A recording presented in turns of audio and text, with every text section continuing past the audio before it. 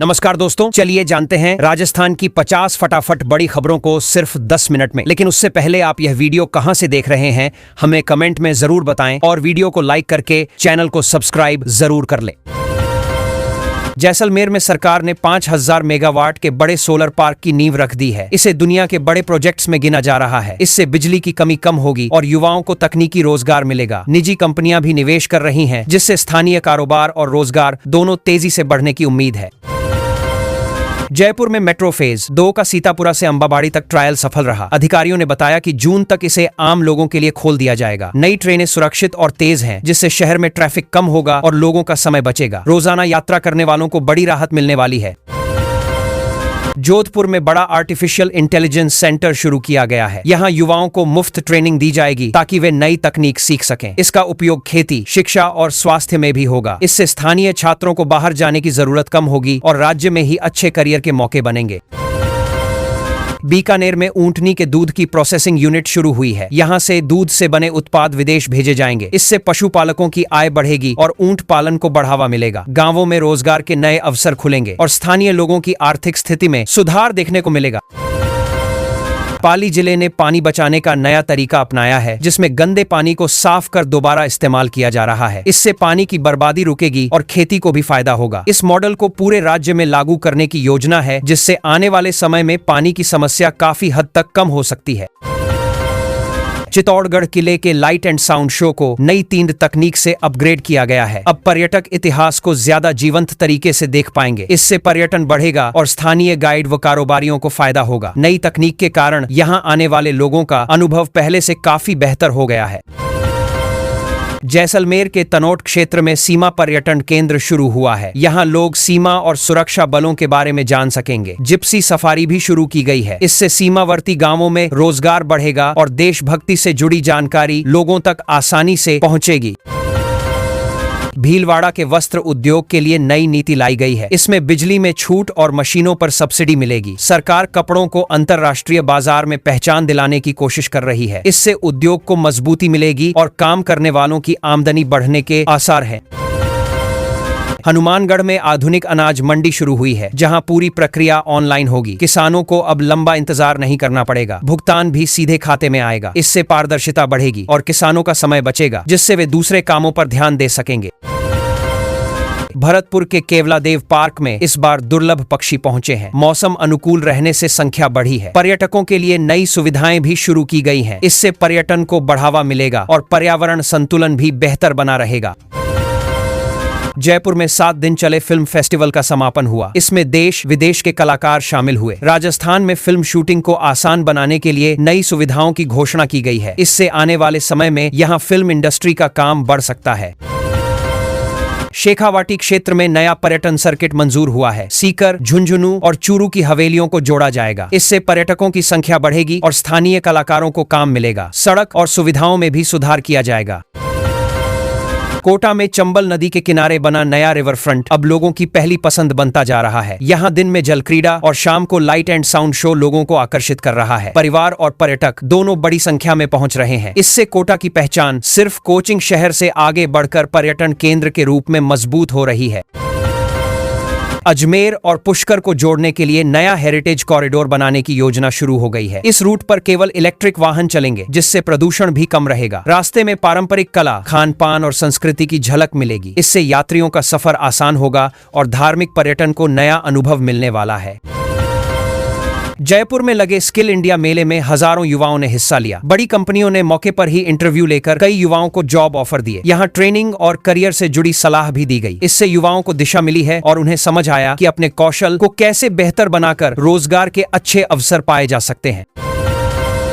Rajasthan roadways ने अपने बेड़े में 500 नई इलेक्ट्रिक बसें शामिल कर दी हैं। ये बसें जयपुर, जोधपुर और अजमेर जैसे शहरों में चलेंगी। इन बसों में सुरक्षा के लिए कैमरे और पैनिक बटन लगाए गए हैं। इससे सफर आरामदायक होगा और प्रदूषण भी कम होगा, जिससे लोगों को साफ और सुरक्षित यात्रा का अनुभव मिलेगा।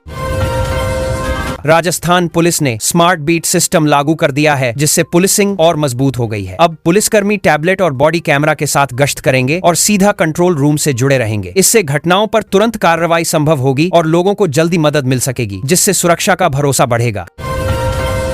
खादी को युवाओं में लोकप्रिय बनाने के लिए नया डिजाइनर कलेक्शन पेश किया गया है। इसमें आधुनिक स्टाइल के कपड़े तैयार किए गए हैं जो ऑनलाइन भी उपलब्ध होंगे। इससे खादी अब सिर्फ पारंपरिक नहीं बल्कि फैशन का हिस्सा बनती दिख रही है। इससे बुनकरों को ज्यादा काम मिलेगा और उनकी आय में बढ़ोतरी होगी। सरकार अब हर गांव में आयुष चिकित्सा केंद्र खोलने की दिशा में काम कर रही है। इन केंद्रों पर आयुर्वेद, योग और प्राकृतिक इलाज की सुविधा मिलेगी। लोगों को अपने ही गांव में उपचार मिल सकेगा। साथ ही औषधीय पौधों की जानकारी भी दी जाएगी जिससे लोग प्राकृतिक तरीके से स्वस्थ रहने की ओर बढ़ेंगे। जयपुर के राजस्थान विश्वविद्यालय में स्टार्टअप लैब शुरू होने से छात्रों को बड़ा मौका मिला है। यहाँ वे अपने बिजनेस आइडिया पर काम कर सकते हैं और उन्हें फंडिंग व कानूनी मदद भी मिलेगी। इससे पढ़ाई के साथ साथ खुद का काम शुरू करने की सोच को बढ़ावा मिलेगा और युवा आत्मनिर्भर बनने की दिशा में आगे बढ़ेंगे। अलवर के भिवाड़ी क्षेत्र में इलेक्ट्रिक वाहन बनाने की यूनिट को मंजूरी मिल गई है। यहाँ हर साल बड़ी संख्या में इलेक्ट्रिक स्कूटर बनाए जाएंगे। इससे स्थानीय लोगों को रोजगार मिलेगा और ग्रीन एनर्जी को बढ़ावा मिलेगा। यह कदम भविष्य की जरूरतों को ध्यान में रखते हुए उठाया गया है।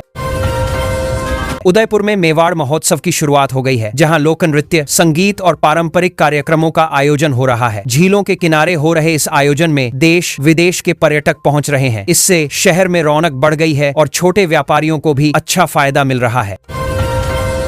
बाड़मेर के पचपदरा में बन रही रिफाइनरी का काम अब लगभग पूरा हो चुका है। अधिकारियों के अनुसार जल्द ही यहां उत्पादन शुरू हो सकता है। यह परियोजना राज्य के लिए काफी महत्वपूर्ण मानी जा रही है क्योंकि इससे उद्योगों को बढ़ावा मिलेगा और बड़ी संख्या में लोगों को रोजगार मिलने के अवसर बनेंगे। किसानों के लिए शुरू किया गया डिजिटल कृषि कार्ड अब काम में आने लगा है। इससे किसानों को बीज और खाद पर मिलने वाली सब्सिडी सीधे उनके खाते में मिल रही है। साथ ही वे अपनी फसल और मिट्टी से जुड़ी जानकारी भी आसानी से देख पा रहे हैं, जिससे खेती करना पहले से ज्यादा आसान हो गया है। राजस्थान के सभी सरकारी स्कूलों में अब स्मार्ट क्लास शुरू हो चुकी हैं। बच्चों को डिजिटल बोर्ड और आधुनिक साधनों से पढ़ाया जा रहा है। इससे खासकर गांव के छात्रों को फायदा मिल रहा है, जिन्हें पहले ऐसी सुविधा नहीं मिलती थी। अब वे भी अच्छी तैयारी कर पा रहे हैं और पढ़ाई में रुचि बढ़ रही है। राजस्थान पशु परिचर भर्ती की तीसरी सूची आधिकारिक वेबसाइट पर जारी कर दी गई है। जिन अभ्यर्थियों का पहले चयन नहीं हुआ था, उन्हें इस बार मौका मिला है। अब चयनित उम्मीदवारों को तय तारीख पर दस्तावेज सत्यापन के लिए बुलाया जाएगा, जिससे लंबे समय से इंतजार कर रहे युवाओं को राहत मिली है। राजस्थान के डेयरी सेक्टर में बड़ा विस्तार हुआ है और दूध संकलन 45 लाख लीटर प्रतिदिन तक पहुंच गया है। इससे किसानों की आय बढ़ रही है और ग्रामीण क्षेत्रों में रोजगार के अवसर भी बढ़े हैं। सरकार इसे ग्रामीण अर्थव्यवस्था मजबूत करने की दिशा में अहम उपलब्धि मान रही है। देश में खेती को लेकर नई सोच देखने को मिल रही है, जहां कई युवा बड़ी नौकरियां छोड़कर अपने पुश्तैनी जमीन पर खेती कर रहे हैं। आधुनिक तकनीकों से वे अच्छा मुनाफा कमा रहे हैं, जिससे गांवों में सकारात्मक बदलाव दिख रहा है और खेती के प्रति लोगों की सोच भी बदल रही है। भरतपुर में बड़ी कार्रवाई करते हुए अधिकारियों ने करीब 10 करोड़ रुपए का डोडा चूरा जब्त किया है। यह खेप झारखंड से लाई जा रही थी। मामले में जांच जारी है और तस्करी से जुड़े नेटवर्क का पता लगाने की कोशिश की जा रही है। नागौर में एएनटीएफ टीम ने बड़ी कार्रवाई करते हुए 134 किलो डोडा पोस्त जब्त किया है। आरोपी को हाईवे पर पीछा करके पकड़ा गया। इस कार्रवाई से इलाके में मादक पदार्थ तस्करी के खिलाफ सख्ती का संदेश गया है। राज्य में 3,540 पदों पर भर्ती की घोषणा की गई है, जिसमें 32 ट्रेड्स के लिए आवेदन मांगे गए हैं। इच्छुक उम्मीदवार ऑनलाइन आवेदन कर सकते हैं। यह भर्ती युवाओं के लिए बड़ा अवसर है और रोजगार के नए रास्ते खोल सकती है। टीचिंग एसोसिएट्स के 3,540 पदों पर भर्ती का विज्ञापन जारी किया गया है। योग्य उम्मीदवार निर्धारित शर्तों के अनुसार आवेदन कर सकते हैं। इससे शिक्षा विभाग में खाली पदों को भरने में मदद मिलेगी और युवाओं को नौकरी का अवसर मिलेगा। जयपुर कलेक्टर ने जनगणना में आम लोगों से भागीदारी की अपील की है। उन्होंने कहा कि सही जानकारी देने से विकास योजनाएं बेहतर बनेंगी। प्रशासन इसको लेकर जागरूकता अभियान भी चला रहा है ताकि जनगणना प्रक्रिया सफल हो सके। जयपुर के एसएमएस स्टेडियम में आईपीएल मैच को देखते हुए ट्रैफिक व्यवस्था में बड़े बदलाव किए गए हैं। कई रास्तों पर वाहनों की आवाजाही सीमित रहेगी और पार्किंग के लिए अलग व्यवस्था बनाई गई है। लोगों को सलाह दी गई है कि वे घर से समय पर निकलें और वैकल्पिक मार्ग अपनाएं ताकि शहर में जाम की स्थिति न बने। जयपुर में खराब मौसम के चलते एयरपोर्ट पर उड़ानों का संचालन प्रभावित हो गया। तेज हवाओं और बादलों की वजह से कई फ्लाइट्स देरी से चली और एक फ्लाइट को लखनऊ डायवर्ट करना पड़ा। यात्रियों को लंबा इंतजार करना पड़ा। वहीं एयरलाइन कंपनियां लगातार हालात पर नजर रखकर स्थिति सामान्य करने की कोशिश कर रही हैं। उत्तर पश्चिम रेलवे में अब कैशलेस भुगतान तेजी से बढ़ रहा है। यात्री टिकट बुकिंग से लेकर प्लेटफॉर्म सेवाओं तक डिजिटल माध्यम का इस्तेमाल कर रहे हैं। इससे नकदी की जरूरत कम हुई है और लेन देन ज्यादा आसान और सुरक्षित हो गया है, जिससे रेलवे सेवाओं में पारदर्शिता भी बेहतर हुई है।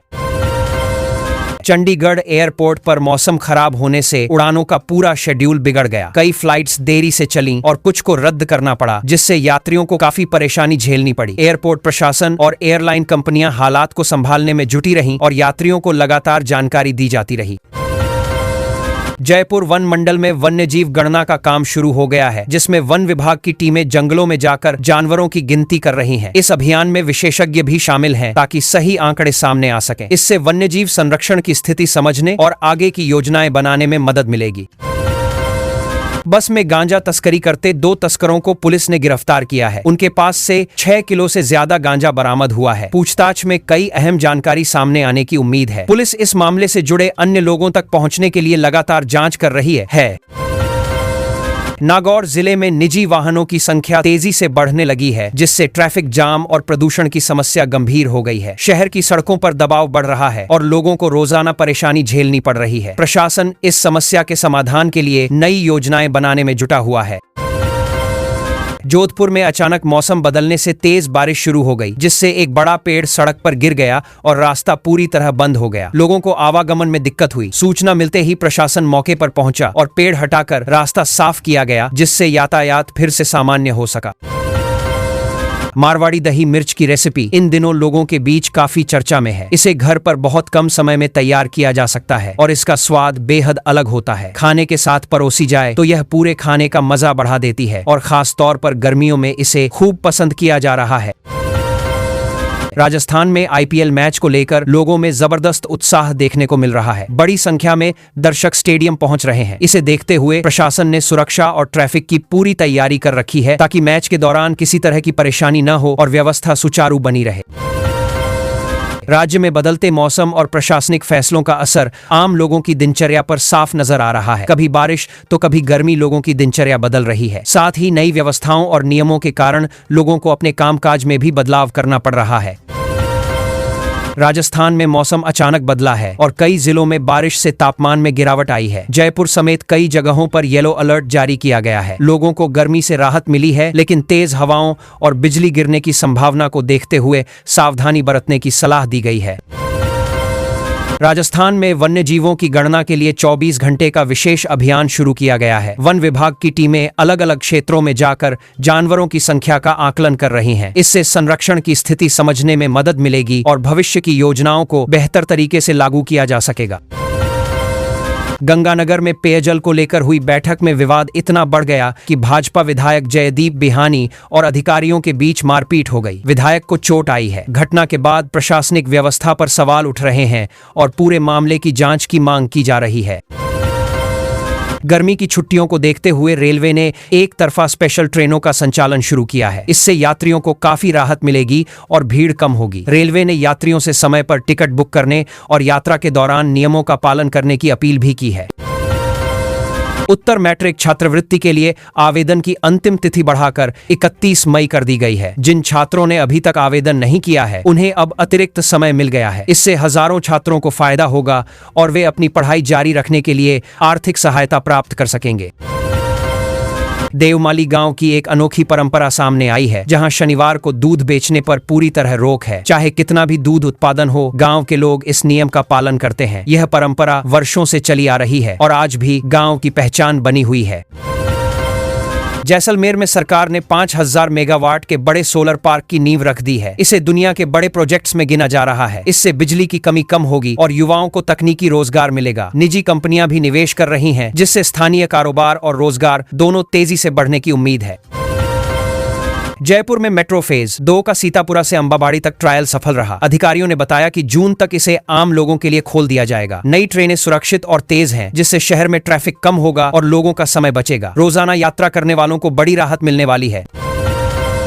जोधपुर में बड़ा आर्टिफिशियल इंटेलिजेंस सेंटर शुरू किया गया है। यहाँ युवाओं को मुफ्त ट्रेनिंग दी जाएगी ताकि वे नई तकनीक सीख सकें। इसका उपयोग खेती, शिक्षा और स्वास्थ्य में भी होगा। इससे स्थानीय छात्रों को बाहर जाने की जरूरत कम होगी और राज्य में ही अच्छे करियर के मौके बनेंगे। बीकानेर में ऊंटनी के दूध की प्रोसेसिंग यूनिट शुरू हुई है। यहाँ से दूध से बने उत्पाद विदेश भेजे जाएंगे। इससे पशुपालकों की आय बढ़ेगी और ऊंट पालन को बढ़ावा मिलेगा। गांवों में रोजगार के नए अवसर खुलेंगे और स्थानीय लोगों की आर्थिक स्थिति में सुधार देखने को मिलेगा।